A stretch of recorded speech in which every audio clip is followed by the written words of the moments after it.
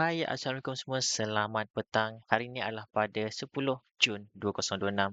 First of all, welcome back to my video. Because, yalah, saya pun dah lama dah tak buat video ni sebab kita rest. Kita rest selama seminggu lebih.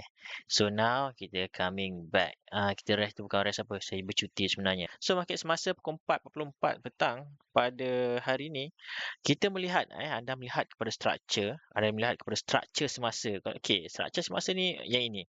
Okey, kalau melihat kepada struktur semasa, anda nampak macam mana?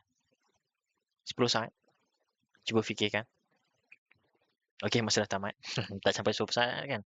So, sekarang ni, strukturnya, anda lihat dekat sini, strukturnya adalah, kita nampak ada high, low, dan dia make higher high dekat this one.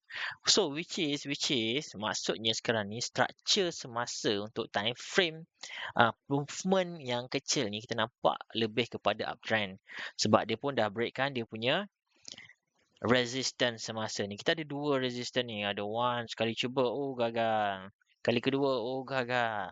Kalau anda melihat dari sudut trendline, ianya pun dah mula dipecahkan. Okay, trendline ianya dah mula dipecahkan. Dan dipecahkan ni pun kita lihat kepada volume. Volume ni pun not bad. Ada jugalah kan. Dekat sini nampak kita ada. Okay, cuma sekarang ni apa yang anda nak kena tunggu is kita nak menunggu for retracement.